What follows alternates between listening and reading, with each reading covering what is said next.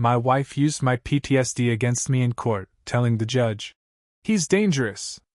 She got everything until I found the therapist notes she forged. I sued her for perjury, won back custody, and when the judge told her she'd face charges, she looked at me in horror.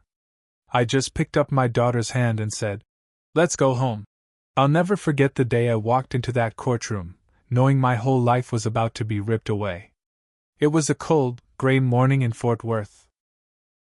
The sky was spitting rain, and I remember sitting in my truck outside the courthouse, gripping the steering wheel so tight my knuckles turned white. My stomach was in knots. I hadn't slept the night before, barely slept for weeks leading up to that day. I kept telling myself, this is just a formality, she won't really go through with this, right? But I was wrong. When I walked in, Hannah was already there, sitting at the plaintiff's table. She looked polished, new suit, hair done, makeup perfect. She didn't even glance at me. Her lawyer was this slick, smirking guy in an expensive suit. I sat down with my own lawyer, feeling like I could barely breathe. The judge walked in, and the hearing started. I tried to focus, but my ears were ringing. My heart was beating so loud I thought people could hear it. Then Hannah started talking. Her voice was calm, steady, almost like she was reading from a script. She told the judge that I was dangerous, that I had violent outbursts, that my PTSD from my military service made me unpredictable. She said I had scared her and our daughter, that she feared for Lily's safety. She painted me like some kind of ticking time bomb. And then she pulled out a stack of papers, what she claimed were my therapist's notes. She said they proved I was unstable. I felt like the floor dropped out from under me. The judge flipped through those pages. He frowned, nodded, and looked at me like I was a threat to my own family. My lawyer tried to push back, but it wasn't enough. By the time the hearing ended, I had lost custody of Lily. The judge ordered me to stay away from both of them. Said it was for their safety. I sat there, numb, as Hannah gathered her things and left the courtroom with Lily in tow. My little girl looked back at me once, just once, and I swear that look in her eyes broke me. Like she didn't understand what was happening, like she thought I didn't want her anymore. That night, I sat alone in my apartment, staring at the wall. My phone kept lighting up with messages from friends. Hang in there, man. It'll get better. Stay strong. But none of it helped. I knew I wasn't a danger to anyone. Yeah, I've got PTSD. I've had flashbacks. I've woken up in the middle of the night sweating and shaking. But I've never laid a hand on Hannah. Never. And something about those therapist notes kept gnawing at me. I remembered Dr. Kent, my therapist. We had our sessions, sure, but he always told me I was managing my symptoms well. He'd say things like, "You've come a long way, John," and "You're doing good work." There was no way in hell he wrote what Hannah claimed he did. I tried to get the records myself, but I hit a wall. The receptionist told me I need a subpoena, and I could hear the discomfort in her voice, like she wanted to help but couldn't. That's when I knew. Hannah had counted on that. She knew I'd be locked out of my own medical records unless I fought for them. She knew I'd be too broke, too beaten down to fight back. But she underestimated me. I hired a lawyer, Carla Diaz. She wasn't cheap, but she was tough. She listened to my story, looked me in the eye, and said, "John, we're going to get to the bottom of this." Weeks passed. It felt like forever. Every day, I sat in my apartment staring at the phone, waiting for a call. Every night, I lay awake in bed, staring at the ceiling, thinking about Lily. Wondering if she was okay. Wondering if she missed me. Then the day finally came. Carla called and said, "Come in. We have something."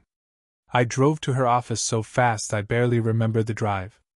I sat down across from her, as she laid out 2 stacks of papers on the table. One was the so-called therapist notes Hannah had submitted to the court.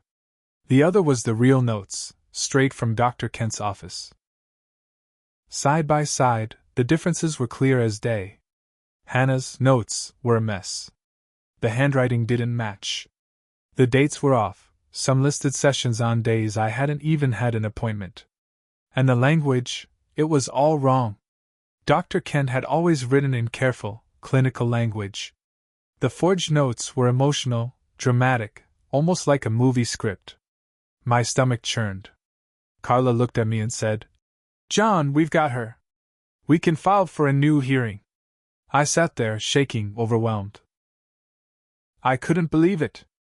All those nights I spent thinking maybe I was the problem, that maybe I deserved what was happening, none of it was real. She had lied. She had forged evidence to take my daughter away from me. I thought back to all the times Hannah had told me I was too much, that I was broken, that Lily would be better off without me. All of it was manipulation. And now I had proof. We filed the motion to reopen the case. Hannah tried to fight it. Her lawyer threw everything he could at us. But the judge agreed to hear it. The day of that hearing, I walked into that courtroom feeling different.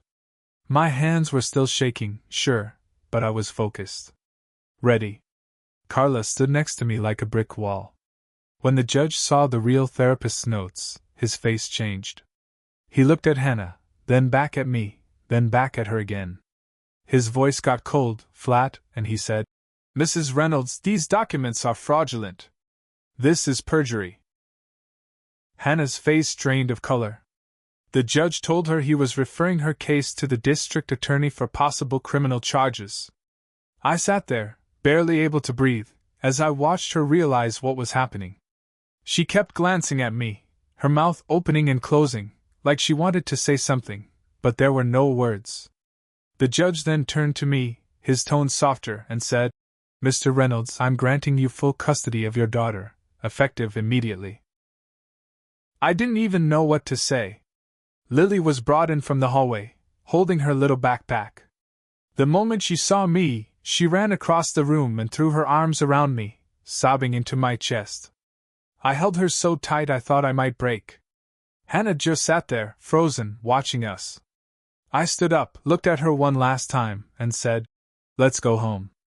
And we walked out of that courtroom together, my daughter's hand in mine. But I knew it wasn't over. Not yet. When we got home, it felt like I was breathing for the first time in months. I unlocked the door to my apartment, let Lily walk in ahead of me, and I swear, just seeing her there, her little shoes on the mat, her backpack on the floor, it made the place feel alive again. But the relief didn't last long. 2 days after the hearing, I got a letter taped to my front door. It was from Hannah's lawyer. A demand letter, saying I was violating a court order by having Lily in my custody, that there was an appeal pending, and if I didn't return her immediately, they'd call the police. I felt my blood pressure spike. The nerve of this woman. After everything, she was still trying to take Lily away from me. I called Carla. She was calm, like always. She said, "John, let them try. The judge's order is clear, you have full custody. They're grasping at straws." But I didn't sleep that night. The next morning, I took Lily to school, and when I pulled up to the curb, I saw Hannah standing there, by the front entrance, waiting. She locked eyes with me, didn't blink. Lily saw her too and tensed up. She whispered, "Daddy, I don't want to go with Mommy." That crushed me. I parked and walked Lily inside. Hannah followed us, and when we reached the classroom door, she grabbed my arm, hard, and hissed, "You can't keep her from me. This isn't over." Her nails dug into my skin.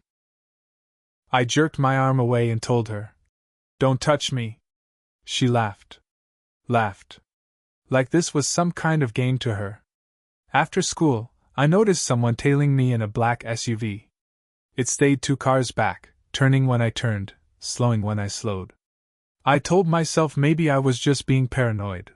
But no, when I pulled into my apartment lot, it drove by slow, the driver staring at me before pulling off. I started to wonder if Hannah was trying to intimidate me. Then, a week later, I got a knock on the door. It was Child Protective Services. A woman with a clipboard, a fake smile, asking if she could come in and assess Lily's well-being. My stomach dropped. I let her in. She asked me a bunch of loaded questions. Did Lily seem afraid of me? Did I ever raise my voice? Did I have guns in the house? I could tell she had been fed a story. Lily sat on the couch coloring while I answered every question calmly, but I felt like I was being interrogated in my own home. After an hour, the CPS worker left, saying, "We'll be in touch." I knew that was Hannah. I knew she had filed some bogus complaint to try and stir up trouble. Carla told me, "Stay calm. They're fishing. Don't give them a reason to question you." So I did. I kept every interaction with Hannah strictly by text. No calls. No in-person meetings unless they were supervised.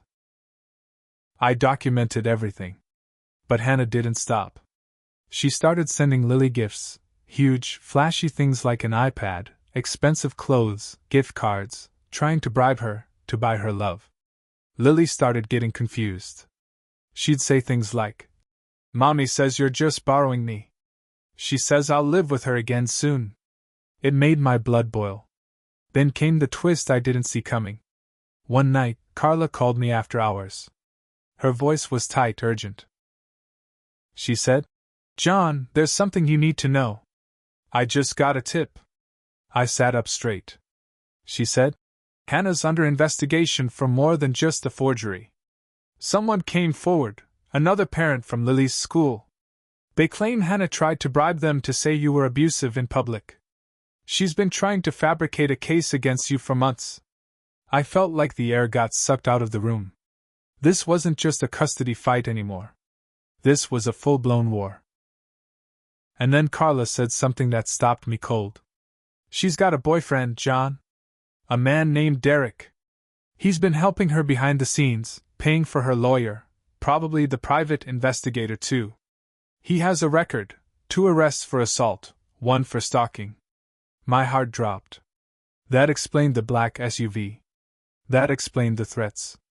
That explained the fear I felt every time I looked over my shoulder. I realized I wasn't just fighting for custody anymore. I was fighting to keep Lily safe. And I knew what I had to do next. I was going to make sure Hannah paid for everything. I knew I had to move fast. After Carla told me about Hannah's boyfriend Derek, the guy with a record for assault and stalking, I couldn't shake the feeling in my gut. I was scared, yeah, but more than that, I was furious. This wasn't just about custody anymore. Hannah was playing dirty. And I wasn't going to let her keep doing it. Carla and I started building a case, fast. We gathered everything. The forged therapist notes, the fake CPS report, the harassment from the black SUV, even a sworn statement from the other parent at Lily's school who Hannah tried to bribe. We had a paper trail. We had witnesses. We had proof. But I knew that wasn't enough. I needed more. So, I did something I wasn't proud of. I followed Derek. I staked out the bar where he worked part-time, this dingy dive outside Arlington. I waited until his shift ended, followed him to a rundown apartment complex, and parked across the street. I sat there, watching, taking photos of who went in and out. I knew it was dangerous, maybe even stupid, but I needed to know what I was dealing with. That's when I saw Hannah. She pulled up in her car, got out in a tight dress, and Derek was waiting for her at the door.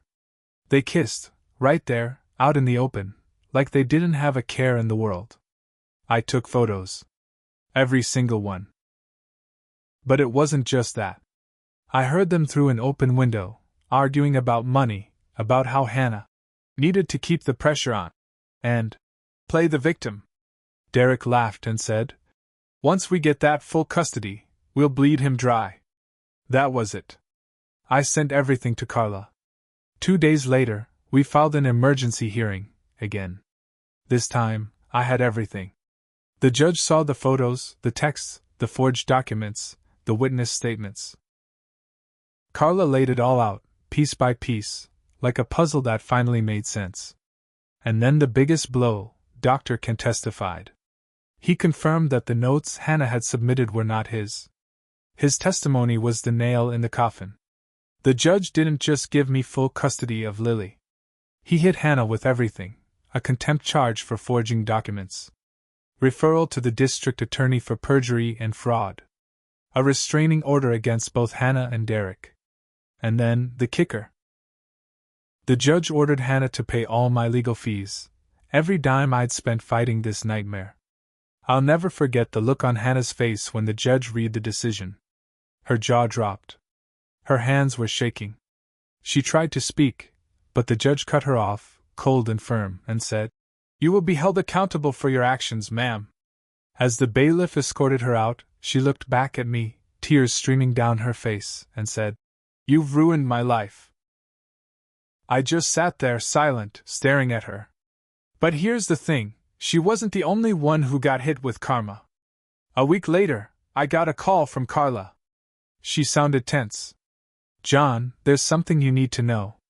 The DA's office has opened a case against Derek for harassment, stalking, and conspiracy to commit fraud.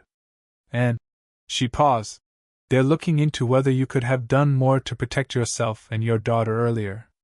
The judge wants you in for a hearing on that." It hit me like a punch to the gut. I thought I had done everything I could. But the truth is, I waited. I let Hannah manipulate me for too long. I didn't fight hard enough, soon enough. And now, the court wanted to know why. I sat in that courtroom one last time, humbled. The judge looked at me and said, "Mr. Reynolds, you have a responsibility as a parent. You should have acted sooner to protect your child from a dangerous environment. You are fortunate this did not end worse." I nodded, feeling the weight of it all. I walked out with Lily by my side. I knew I wasn't perfect. I had my scars, my mistakes. But I also knew I'd fought like hell to make things right. Hannah? She was charged with perjury, fraud, and endangering the welfare of a child. Last I heard, she took a plea deal, probation, community service, and a permanent loss of custody rights. Derek? He got arrested. 3 counts: stalking, harassment, and conspiracy. He's probably sitting in a cell right now, thinking about how this all blew up in his face. And me? I'm home. With my daughter. Every night, I tuck her in and tell her I love her. And every time I look at her, I remember how close I came to losing her forever. But I didn't. I fought back. And I won. After I walked out of that courtroom with Lily's hand in mine, I thought that was the end. I really did. I thought I could finally breathe. But I was wrong. 2 weeks later, I got a knock on my door late at night. I opened it, and there were 2 uniformed officers standing there. My stomach dropped. One of them asked, "Are you John Reynolds?" I nodded, barely able to speak. They told me Hannah had filed a false police report saying I had threatened her and Derek outside Lily's school. They said she claimed I'd screamed at her, tried to grab her, said I was unstable. I couldn't believe it. I told the officers, "That's a lie. That never happened." But they had to follow procedure. They gave me a warning and told me not to have any contact with her. I spent that whole night sitting on the couch, shaking, staring at the wall. My lawyer told me later it was a desperation move, Hannah trying to claw her way out of the mess she made. But it backfired. The next day, Derek showed up at Lily's school, trying to pick her up. He wasn't on the approved list. The school called the police. Derek got arrested right there, in front of a crowd of parents. When they searched his car, they found a taser, zip ties, and a loaded pistol under the seat. That was it. Hannah's case blew wide open. Turns out, Derek had been threatening more than just me. The DA's office uncovered messages between him and Hannah, texts about shutting me up, teaching me a lesson, and getting rid of the problem. They were building a case not just for perjury and fraud, but for conspiracy to commit assault. I testified in front of a grand jury. It was one of the hardest things I've ever done, sitting there, reading those texts out loud, hearing my own voice shake. But I did it. And the grand jury indicted both Hannah and Derek. The day of the trial, Hannah showed up looking like a shell of the person she used to be. No makeup, hair unwashed, wearing a plain sweater. She looked small. I sat in the courtroom as they read out the charges.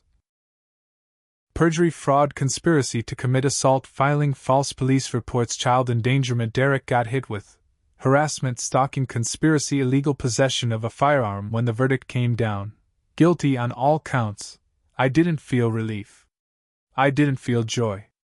I just felt done. The judge sentenced Hannah to 18 months in prison, plus mandatory counseling, and a permanent loss of any custody or visitation rights to Lily. Derek got 5 years. After the sentencing, Hannah looked at me one last time. Her face was twisted in rage and disbelief, like she couldn't believe this was happening.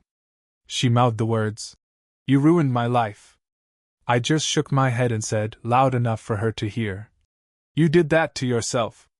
As for me, I had to face the fact that I let it get this far. The court ordered me into parenting classes, counseling, and even PTSD therapy, again. They said I needed to be proactive, that it was my job to protect my daughter, even from her own mother. I took it seriously. I went to every session. I did the work. I still carry guilt. I still wake up some nights thinking about how close I came to losing Lily. But every morning when I make her pancakes, when I braid her hair, when I drive her to school and she sings along to the radio, I remember why I fought so damn hard. This wasn't just about revenge. It was about getting my daughter back. Keeping her safe. Giving her a life without fear, without manipulation, without people like Hannah and Derek trying to pull the strings. And I did it. I won. The system tried to break me. Hannah tried to destroy me. But I stood up. I fought. And in the end, I took my daughter home. For good.